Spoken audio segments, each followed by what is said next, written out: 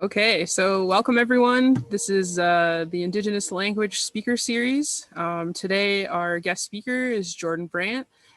He's from the Mohawks of the Bay of Quinte. And today he's going to be sharing some of his work, his active work in language revitalization and teaching, his journey as a student. So welcome, Jordan. We're really excited to have you today and really appreciate you taking the time to join us and to share all of the knowledge. And just for everyone out there, my name is Sylvia Plain. I'm the Lifelong Learning Coordinator at the Association of Iroquois and Allied Indians. So I'm happy to put this speaker series together. We're going to be hosting every Wednesday for the next 3 weeks. So Jordan's our first speaker. So thanks again, Jordan. And also thank you to everyone else for joining us. And we hope you find this presentation informative. And we're very excited to have Jordan here today. So Jordan, if you want to introduce yourself and we can get started with your presentation. Miigwech. What going to hurt and say go? I never hear the works on order. I don't can't take any to again. After the Saturday on the Osaraga, you know, what's going on that way gone, they'll swaggle.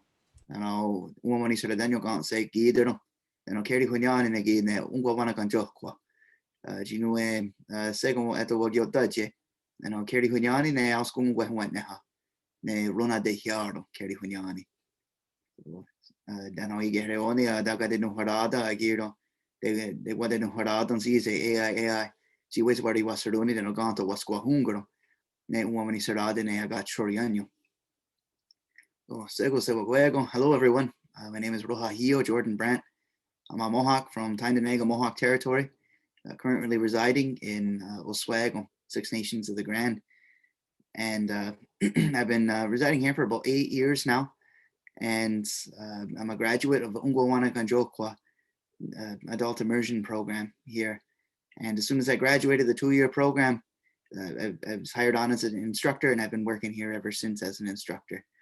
And I also wanted to say Nyawak Goa, thank you very much to AIAI for inviting me today. And very fortunate to be able to share what our program does today. We tried to do it yesterday. I know there was a bit of a lag issue, so very fortunate that we have the opportunity to do this again with a recording. And I have a PowerPoint here I'm going to share with everyone. I put in a few pictures. It's mostly to distract everyone from my COVID haircut here. So, okay. To start off, the title of my presentation is Ungwawana Ganjokwa Adult Immersion, Creating Fluent Speakers of Ganyangeha. What I'm going to go over today is program history. I'm going to talk about over 20 years the program has been in operation and continues to still function at a high level to this day. And then I'm going to go over our program goals, what it is, and then I'm going to go over the language structure, the way that Ganyangeha, the Mohawk language, is put together. After that, I'm going to go into our teaching methods. We have a unique method that we use to deliver the material. It is called the root word method. And our main goal is all about exponential language acquisition. I'll explain more about that in that section. After that, I'll go into our curriculum. We have a very foundational, very structured curriculum that goes through a lot of changes year after year.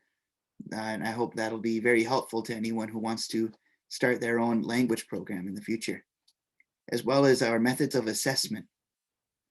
We have a unique assessment model as well that is based on creating speakers, proficient, fluent speakers of the language. As well, I'll go into our daily routine, what we do day in, day out, hour by hour. Hopefully that's helpful to everyone. And then I'll end with our community involvement. So just to locate us right out of the gate here, you can see the big purple name there, Six Nations, located in Southern Ontario. And just for those of you who are joining us or watching this, who may not be familiar with the location of the territory here. The program itself was started in 1999 by my current boss, Wanadeka Brian Miracle, and his wife, Ohnegi Yosta. So the program is over 20 years old, and year after year, he always states that the program can always be improved upon. So it functions from September to May, regular school semesters, and there's a first year and a second year program. Overall, there are 2,000 classroom hours, and this is over the 2 years. So it's 30 hours per week, 9 to 3. We admit about 12 students per year, and this is all, these are all adults. So we cater to the demographic of specifically adult learners. This is kind of where we fit in as a language program. And our goal is to create adult fluent speakers of Ganyangeha. So everything that we do, every new thing that we try, everything that we have to change is always focused on this goal of how can we create higher level speakers and how can we create these speakers at a faster rate. So instead of going into detail about what we do and about how we go about what our program does, I really want to just show this video, and some of you may have seen this on YouTube. This is called an Fill OPI. So that stands for the American Council of Teaching Foreign Languages, and the OPI part stands for Oral Proficiency Interview. This is what we use as our exam to indicate or to test the fluency of individuals who pass the first year and again at the end of the second year program. This is available on YouTube, like I said, and this is kind of an abridged version for the sake of time for this presentation. You can find the full version on YouTube.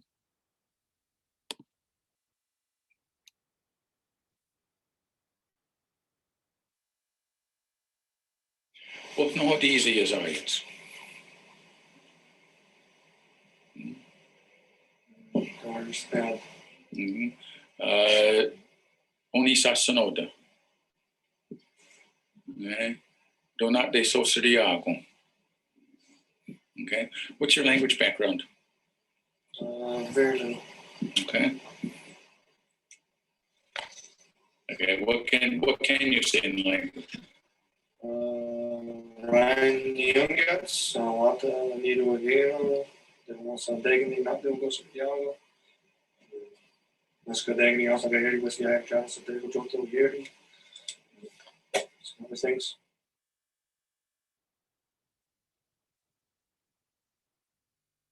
Sego. Oh, Sego. Oh, niet op hadje. No, wat je nou kwam. Oh, no jero. Well, joking then, so saying that Earhart, when he Dion does, a kid dog, Dos que kan. then got the one is only, eager easy, that's a to dark. Alguien,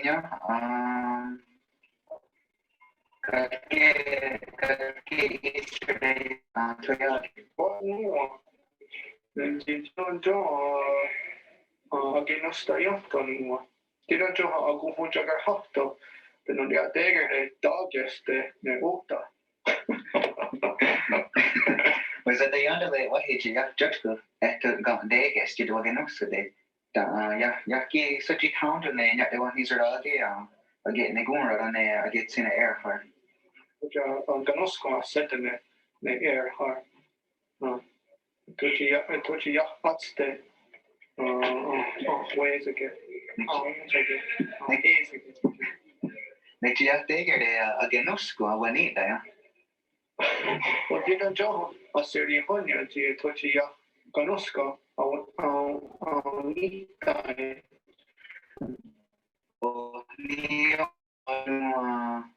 I didn't really was running in Dosa already on the one eat there.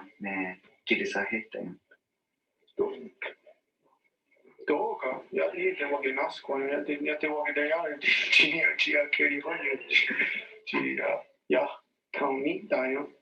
Jag tror inte is jag då nog tror inte is jag sa jag då så jag ända nej det nog att jag satt där det Honey till så där. How gini ang kadenya kninor na nga hibusra ang magiri kanya. Det nog att satt han låt den ka substance always after to the working so the yeah yeah ni already what there go one easy so now squad wahi how you are oh no school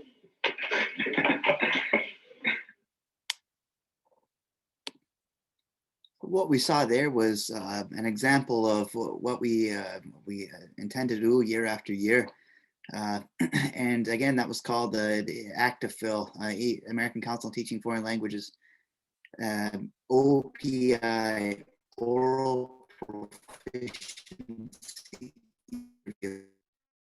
And if we can create fluent proficient speakers of Gunyageha, over 2,000 classroom hours. Again, that's 1,000 in first year and another 1,000 in second year.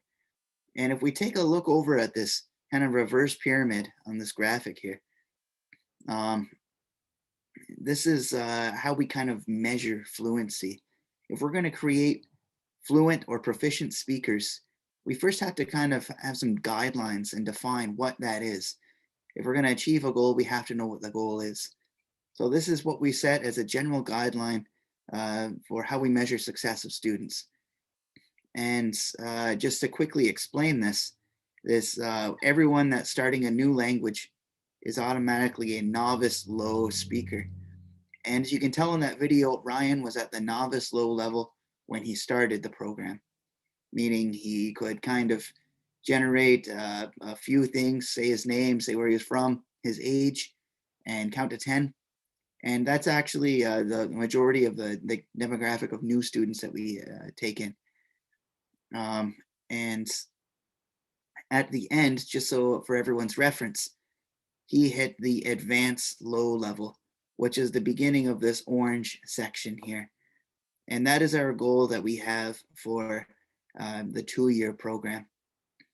And if we go back over here to our second point, by the end of the program, students become good orators, readers, and writers of the language. We do not explicitly teach students how to become readers and writers, but we do have a textbook. There are a lot of reading resources available, and it's 2021. If anyone calls me, it's kind of weird these days. The majority of communication nowadays is through messages and text. So this is not something we explicitly teach, but the students do become literate by the end of the program as well. And as well, our last third point, students not only become talented speakers, but also talented problem solvers and learners of the language. And if we go back over to this graphic here, we get students to the advanced low level. As you can see, there's still higher levels. There's more, you can become more proficient in the language, become more well-spoken, be able to speak confidently on a number of topics. So what we do is we approach it with foundational learning, and we not only have students become speakers or proficient to a degree, but we also give them a toolkit to support lifelong learning in the language so that later on they can get to the superior level of fluency. Now, in order to become a fluent speaker of a language, it really helps to do our research first. It really helps us to develop a plan if we know how the language works. So first of all, we have to understand that Gunyageha, Mohawk language, is a polysynthetic language, meaning that over 90% of the language are verbs. So if over 90% of the language is verbs, it is a verb-based language, meaning that its difference from English is incredible. There couldn't really be two different languages in the world than Gunyageha and English. And I'm going to get more into what polysynthetic language means and how we, by understanding this, how we've developed an approach to learning the language. Because every single speaker, every single learner that's coming through the program, their first language has been English, with the exception of one or two. So over 90% of the language of verbs, over 3,600 plus hours are required to reach the superior level of fluency. New students, as I said before, have very limited background in the language, and we only have a maximum of 2,000 classroom hours available over year 1 and year 2. So we can get them to a degree of fluency that makes them proficient in the language. Our solution is a full-time intensive immersion with a structured curriculum and a method. To further explain polysynthetic languages, we have to understand that if they are verb-based, if we start right out of the gate teaching nouns, which a lot of my past experiences with the language have been, how to say a shirt, how to say different colors, how to say different kind of words, we're really only addressing less than 10% of the language. And with polysynthetic languages, there are essentially as many possible words in Ganyak Geha as there are possible sentences in English. So if we look at it this way, there's almost a seemingly unlimited lexicon when learning the Ganyak Geha. So if we're kind of trying to learn a few words here and there, a word a day, the names of things, we're really not getting to the level of fluency that we require to become proficient speakers of the language. So our solution to this, our fast track to this, is called the root word method. And in modern linguistics, this is known as RWM. This is developed by Ganadawakon David Miracle from Mohawk territory. And this application really kind of gave us a tool set that we've patterns as opposed to learning on a word by word basis. So if we can learn in a patterned and structured way, we can therefore make a lot more progress than learning one word at a time. So again, Ganyak Geha has a polysynthetic language. This root word method is a patterned, structured approach to rapid language acquisition. And I'll get more into that in a minute. So to explain this graphic on the right here, if we look, we can see 3 different groups. And these are called pronominal prefixes. 3 different groups that are represented by 3 different colors. On the left, we have red. On the right, we have blue. And at the bottom, we have purple. Now, to explain this a little bit, we'll go up here to the top left with the red. I like it. Genues. You like it. Senues. He likes it. Ranues. And so on and so forth. Everything in the red category is representing a relationship of someone to something. So I like the cat. Genues. We take a look at our blue prefixes over here on the right. It likes me. Wagenues. It likes you. Zanues. It likes him. Ronues. All of these blue prefixes are indicating a relationship of something to someone. And there's a lot of correlations between the 2, red and blue. Genues, I like the cat. Wagenues, the cat likes me. And if we take a look down here at the bottom, Gunues, I like you. Renues, I like him. Kenues, I like her. All of these purple prefixes are indicating someone to someone. So these 3 colors indicate different groups that are the pronominal prefixes. And if we take a look as well, maybe take a look at the top left here, I like it, genues. All of these root words, nues, staying exactly the same.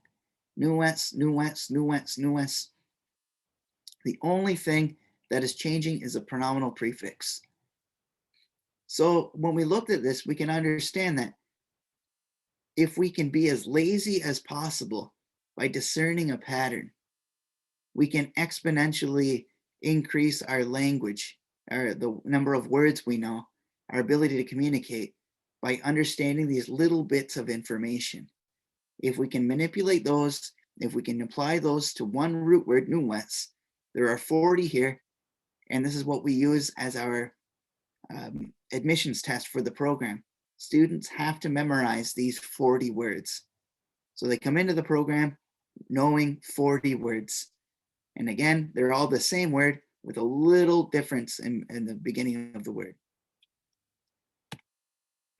So if we break down the word here, Genu wes, I like it. Ge, me to it. Nuwe is our root word to like. And our glottal S is actually our ending, which is establishing the tense in this case, which is in a habitual manner. So if we say Genu wes, I like it, literal translation, I like it in a habitual manner. Yeah, it sounds a little weird, so we kind of stick with rough translations. I like it, me to it. And like I said before, the root word method is really about understanding these small bits of information so we don't have to go on a word by word basis. I'll further explain how this works in these slides. Let's take a look at an example of progression. The first day of class, students know Yungenu wes. They know 40 words coming in. She likes me. Yunge, she to me. Nu wes, to like. Yungenu wes, she likes me. First day of class, students will learn how to negate these 40 words. Yungenu wes, she likes me. Yah de yungenu wes, she doesn't like me. So what we've done here is we've taken 40 words and now we've doubled our vocabulary right out of the gate. 40 times 2, we now know 80 words, 80 sentences in a way. Now we can make these a question, which will be our next step. Yungenu wes, she likes me. Yungenu wes ga, does she like me? Now students can double their vocabulary again. This is on the first day of class. 40 words times 2 for negation, times 2 again for making a question. And we can further expand on this exponential acquisition with a negated question. Now for the simplicity's sake, I put all 4 progressions here. The very top, we started with Yungenu wes, she likes me. Second one, Yah de Yungenu wes, she doesn't like me. Yungenu wes ga, does she like me? Yah ga de Yungenu wes, does she not like me? That's called a negated question. So as we can see our progression here, all of this stemmed from understanding these little bits of information, the prefix, applying it to one root word. And all of these options are available to students on the first day of class. So we take our 40 words, we negated them, we times that by 2, we made them a question, we multiply it again by 2. Negated question, we multiply that by 2 of the base words. So that's an example of the root word method leading to exponential acquisition of the language. We can't learn on a word by word basis. It'll take us longer than we have time for on this earth. So exponential acquisition in a 2-year period is really the only way that we can approach this. So further expanding on this, we have our root words, nuwes, to like something. What if we added other root words onto this? Norunkwa, to love something, or to love. Yenderi, to know. If we understand 40 words of nuwes with those prefixes attached, can we then apply those prefixes to other root words? Absolutely. Ke nuwes, I like her. Ke norunkwa, I love her. Ke yenderi, I know her. So once we understand these patterns and how sentences go together, then we can start just adding in new root words, such as love, such as know. And we can start to apply, we can negate them now. We can make them a question. We can make them a negated question. So let's take a look here. At the top, Yah de kenu wes, I don't like her. Yah de kenorunkwa, I don't love her. Ke yenderi, I know her. So if we negate that, Yah de ke yenderi, what does that one mean? I'll give everyone a couple seconds here. Okay, yate ke inderi. I don't know her. So what we do is we set up these foundational patterns. Once students start to get used to them, by inputting new vocabulary, they can start to predict what the pattern is going to be. Even though they may have never heard ke inderi before, if I say yate ke inderi, they know it's a negation, and they know that ke is me to her. So they can start to predict, and I'm sure all of you were able to kind of predict what that meant, even though you may have never heard that word before. And we run into situations such as this. We can make things a question that maybe we'll never ever say unless we're kind of, I guess, reflecting on our lives. I'm not sure. Ke nu wes ka? Do I like her? Ke narunkwa ka? Do I love her? Ke inderi ka? Do I know her? So even things that we may that very seldomly occur in conversation, we do have the ability to generate at this point. So after 2 weeks in the program, this is with Unit 1. Here's an example of a sentence that came up in class. This was after 2 weeks of instruction. That old man doesn't know me, and I don't know if he knows you, but I still like him. Okay. Jätte haginderi ne tigon rockstahan dan har jätte boke der yonder doke yaginderi nise. Nekji segon rinuas. So I mean that sentence doesn't make a lot of sense. I don't know when you'd say that, but it did come up, and that is an example of, well, we kind of try to expand as quickly as possible from a word by word kind of response to speaking in full sentences as soon as possible. And once we are speaking in full sentences, the next goal is to start speaking in paragraphs, thinking about what we're going to say, planning it as we go along, which, as we know in any language, is an indication of a high level of fluency or a higher level of fluency. So we have this method, root word method. Ganyake has a polysynthetic language, meaning potentially there's many possible words in Ganyakeha as there are sentences in English. Well, we have to ask ourselves, how many possible sentences are there in English? A few, right? So what we have to do is we have to apply this root word method, and we got to say, well, where do we start?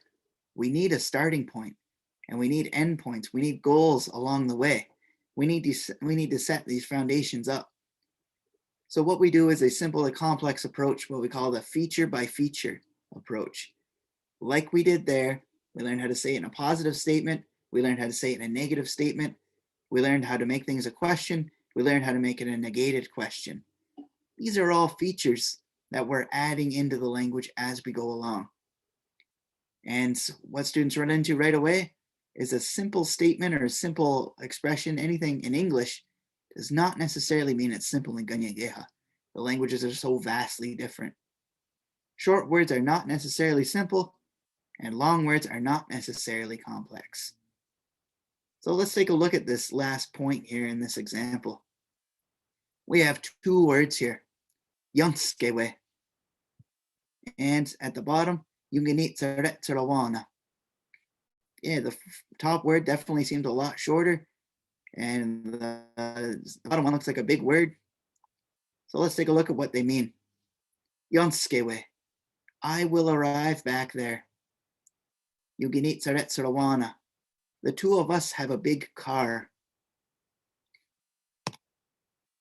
Now let's break down these words. I will arrive back there, yanskewe. If we break it down, it actually is much more complex linguistically, foundationally speaking. We have 6 different elements. We have wa, which is a translative directional, meaning it's occurring over there. Which is an indication of a definite future tense, meaning the action will occur. We have an S, which is a repetitive S, meaning the action is occurring again. K, in this case, is our prefix from me to it. Ewe, in this case, is going to be our root word for to arrive. And our glottal at the end is an indication of a definite tense. So all these elements together, yanskewe, that's where our word is generated from. Whereas if we look at the bottom, yungini seretser owana. The word is bigger, but it only contains 3 elements. Yungini, someone and I. Seretser is our root word for a car. Owana, indicating that it is big. That something is big. 3 elements. The longer word is actually a more simple word than the shorter word. So this is what I'm saying by a feature by feature basis that the language has to be built upon. If we start thinking that big words are harder than the shorter words, that's very misleading, because that top word is a second year word, whereas the bottom word is a first year word. So we really don't know what we're doing when we start the language, and bigger words are actually easier for students to understand because the patterns and the grammatical features are actually much more obvious than in the shorter words. So as I said before, simple in English does not equate to simple in Gunyageha. So if we're kind of trying to learn, okay, well, I need to say this, I need to say that, I need to talk about my day, things that seem very simple in English, such as this word, I went for a walk. Okay, maybe we want to learn how to say that in our first day of class. We ask the instructor and he or she replies with, "De wagata kwanu, de wagata ha kwanu ne. De wagata ha kwanu ne." I went for a walk. Oh, geez, that's a lot going on. And if we take a look at it, there's 10 elements in that word. So that is something that's simple in English, but is very complex in Ganyageha to get our concept across. So this is why we have to go from a simple, and not what we understand as simple when we begin, but a kind of simple to complex building of vocabulary. So our curriculum overview, and I'm just going to kind of go over this very briefly. Year 1, as you can see, is very structured. We have basic verb conjugation and sentence structure. Unit 2, we get into kinship terms and terms applying to that, or related to that, sorry. Unit 3, we get into tense conjugations. We can go from saying genu wes, I like it, to genu wes que, I used to like it. Being here and there, blah, blah, blah, all the way through year 1. So we have a plan. And as I was mentioning before, if we say something like, okay, I want to learn things that I need right out of the gate. Well, I went for a walk yesterday. How do I say that? That can actually really deter new students. So we have to follow, and we don't necessarily teach students what they want to know, but we're teaching them what they have to know for this foundational learning. If we're going to get somewhere, we have to follow a path. We can kind of think of it as young drivers. We teach people, well, 10 and 2, make sure you check your mirrors and your blind spots before you do this. This is how the lights of the car work. When fog's on, or when it's foggy, you have to turn on your fog lights. These are things that are setting our foundations up for students. And even when the rules of the road change, maybe they're not driving back roads, res roads, but they go out in the world and they're suddenly stuck in rush hour downtown Toronto. Obviously, the rules of the road change, but the activity of driving is foundationally the same. It's a higher stress situation, but they do have the tools to deal with it. So that's what we do in year 1. Year 2, as you can see, it's simply adding in new concepts, directionals, repetitives, reversives. It's building on the foundations of the first year program to expand their vocabulary to basically new limits. So in order to hold students accountable to this, what we have to do is, and to make sure that these foundations are understood before moving on, if we think of it as a house, if the foundation isn't strong, then anything we try to build on top of it is just going to fall over. So we use forms of assessment to make this happen. And we have a hybrid form approach. We use both formative and summative assessment on a daily basis. I'll get into this very quickly. We have a formative assessment where it's both spoken and written. Monthly, we have a summative spoken test. This is occurring at the end of each unit. And at year end, we have a summative spoken active fill OPI, which we saw that was Ryan, and that's our year end exam for the first year and the second year. So to get into this kind of monthly form of assessment, this is to ensure that students are understanding, they're able to, they have a foundation before we start adding new things on. So this is performed at the end of each unit. Each question is scored out of 4.0. The first half, I say a sentence in Gunyat Geha, and they tell me what that means in English. The second half of the test, another 10 questions, I say something in English, they respond in Gunyat Geha. Now this is done, we'll sit in the same room across from each other, only I can see the test, and I read it. And if I say, do those young men know your name? Such as our first example, number 11 there. And they respond with, okay, they responded, it was correct, and it was fast. That's a level 4 on that question. If they kind of had to hum and haw about it, I'd be like, Rona Dariana, oh, how do you say your name? Yimyats, no, Yizayats. Ne Tigum, oh, how do you say young men? Oh, Radinaganter no Ogua. Okay, that's an example of a level 3. They got the answer correct. It just took them some time. So the only difference between a 4 and a 3 is time and speed. If they responded back and there was a small error, and but they still got it mostly correct and it made sense to me, that's a 2. If they responded and they got a prefix incorrect or something, it was unintelligible, that's a level 1 on that question. And if they responded with doga or I don't know, then that is that's a 0 on that question. So students need an average on the test of 2.0 in order to continue on to the next unit. So this kind of supports our foundational learning. We have to build strong foundations along the way. We need direction with the language. Again, we have a seemingly unlimited lexicon. So our daily routine, I'm going to go over this very briefly. I'm running out of time here. We start at 9, we end at 3. You can see 9 to 9:30 is a very important time of day. We do the opening address and do a story routine where a student stand up one by one that day and what they did the night before. And this is kind of a warm-up, but it gets students used to speaking in front of a crowd. They can listen to what other people are saying, build their vocabulary that way. And then we go into our lesson, 9:30 to 10:15, and that's strictly on the curriculum.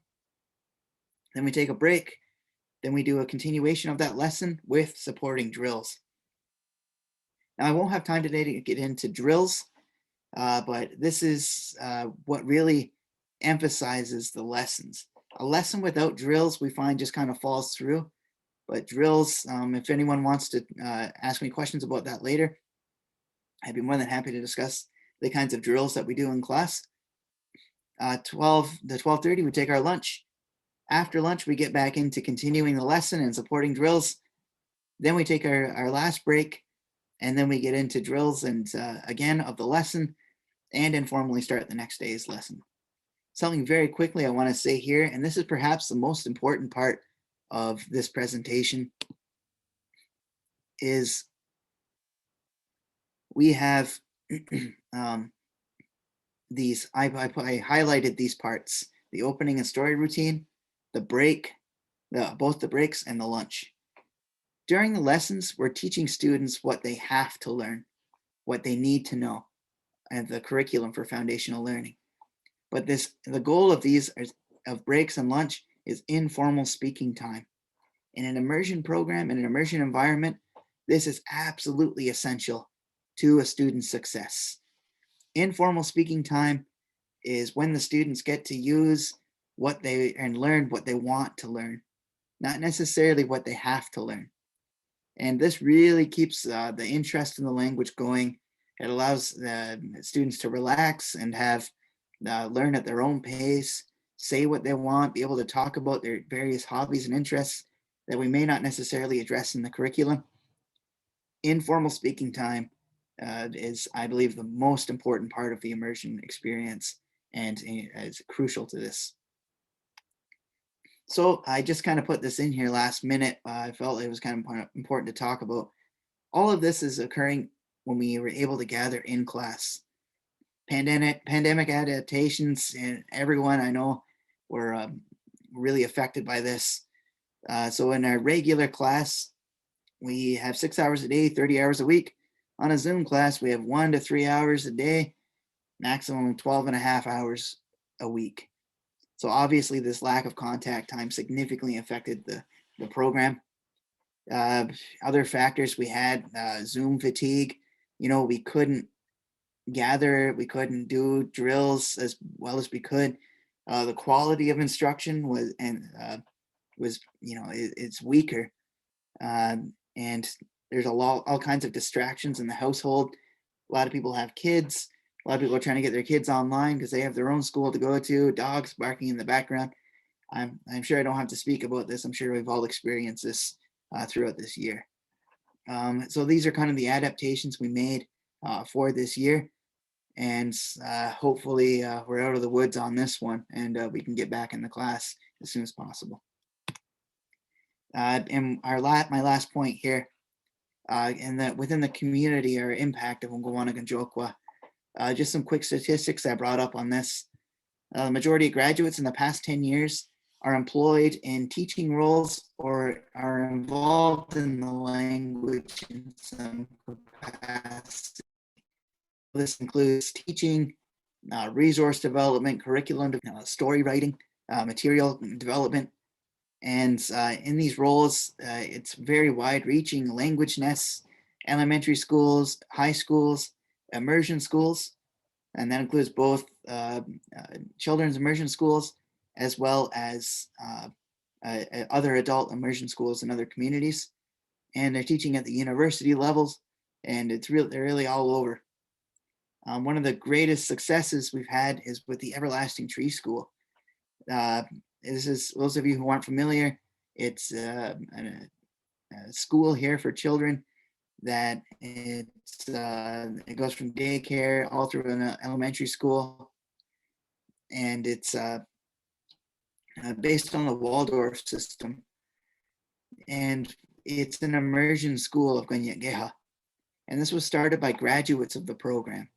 So what we do is we address the demographic of adults, but our of young adults, we are now, those young adults are starting schools, essentially like the Everlasting Tree School, that are really now teaching children.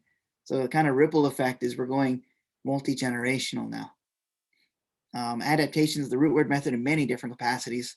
We've had all kinds of different languages, language families even, that want to utilize the root word method. I'll be more than happy to share it with anyone who's interested. And last point, I'm going to end the presentation here. Most importantly, our graduates became second language speakers of the language to a high degree. They're now raising first language speakers of Ganyageha.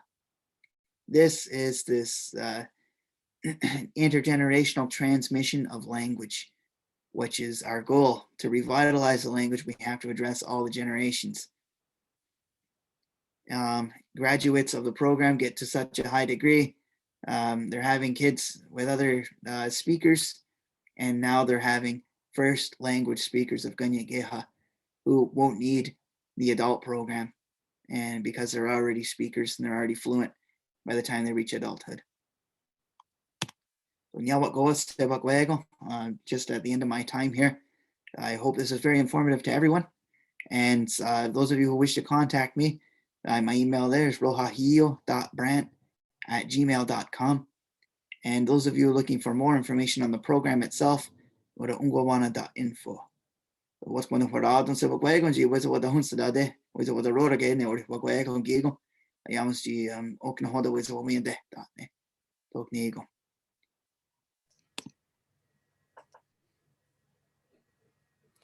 You watch, Jordan. That was really great.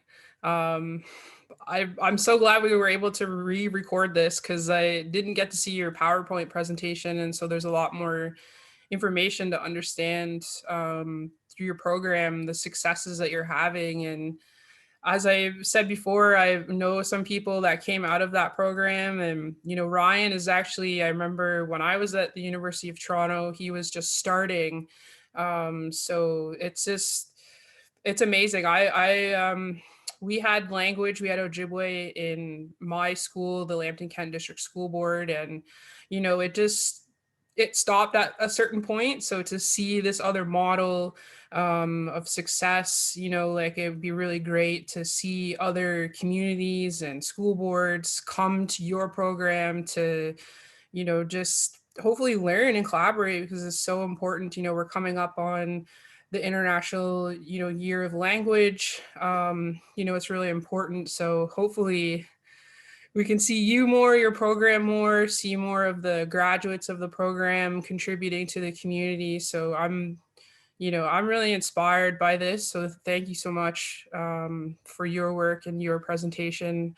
I myself say I want to learn, and I really just, from you guys, I'm seeing that you really have to immerse yourself into it. You have to have that passion, and so it's really great. Like I said, it's to see younger people taking up this work is motivational. It's always sitting in the back of my head of, the commitment that you need to have to it. And, so it's really great. I love that you're just producing language speakers, and it's really beautiful. So it's really great for the Mohawk Nation to be producing speakers and to see the commitment of people to language revitalization. So I'm glad for that, and for showing the people, what they can do in a short period of time. I didn't realize that. It was great to see that, for Ryan to kind of show himself being vulnerable of I'm new, and to see where he's at now. I didn't realize that's amazing to be at this point teaching universities, and probably it's probably been a short period of time. So that's really encouraging for the people that are watching. You can be open to being vulnerable, to learning, to being okay with what you don't know, and to just pick that up, because those, as I was described once attending ceremonies, we can never really feel the love of our creator until you hear the language.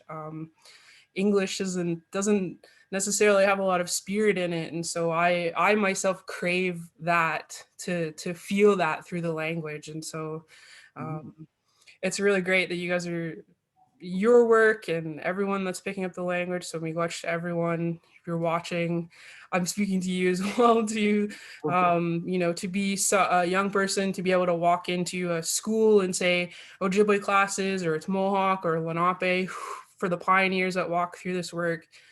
Really, truly grateful. So it's an honor, really, to be a privileged generation to walk through for the people that are doing the work. So thank you for your time. I really appreciate it. Really, also thank you to Erica Elijah. She's going to be one of our upcoming speakers for the Indigenous Language Speaker Series. She recommended you, so to Erica. She was your name was the first one that popped up in her mind, and so we wanted to reach out to you. And I'm really glad that she recommended you. So. Thanks again for your time. Just want to mention for people that are viewing, we do have Velma Noah from Delaware Nation. She's coming up on June 23rd at 5 p.m. Erica Elijah from Oneida Nation of the Thames is June 30th at 5 p.m. And Jason Parento, also from Delaware Nation. I know that he's learning Lenape and Ojibwe at the same time. So that would be pretty cool to hear his story. He's July 7th at 5 p.m. So again, thank you, Jordan. It was great to have you. Thanks so much. No, go for inviting me. I appreciate it.